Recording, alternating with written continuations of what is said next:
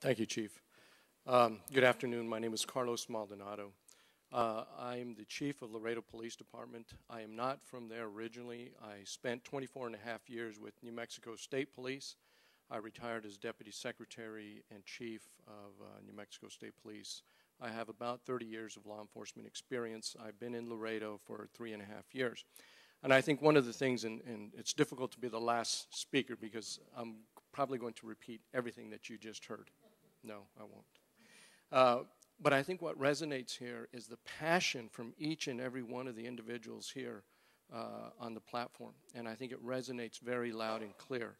One of the things that I want to emphasize, being in Laredo over the last 3.5 years, I've gained to appreciate the culture of Mexico and just how close and intimately tied we are as a community, as a country, with Mexico. We have families in Laredo that still have family in Nuevo Laredo and in Mexico.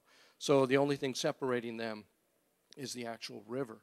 So you have a blending of cultures, you have a blending of economy, but the sad thing, when my family and I moved to Laredo, we thought we were going to have a wonderful opportunity to enjoy the culture and to cross into Mexico and enjoy some of the cuisine and the geography and some of the things it has to offer.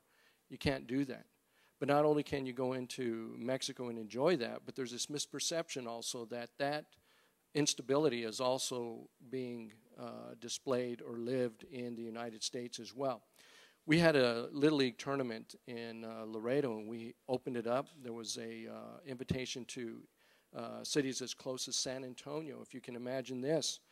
They declined to travel into Laredo for the tournament because they feared the crime was rampant and there was shooting and everything else going on in the streets.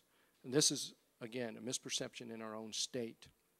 So you can imagine how successful some of the media outlets have been in terms of just really destroying tourism and the opportunity for people to enjoy the culture, the cuisine, and so much the border has to offer.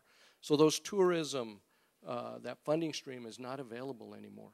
So as a result of that, we're losing money to invest in infrastructure, to invest in law enforcement. So we're having to do things with less. We're having to do more with less.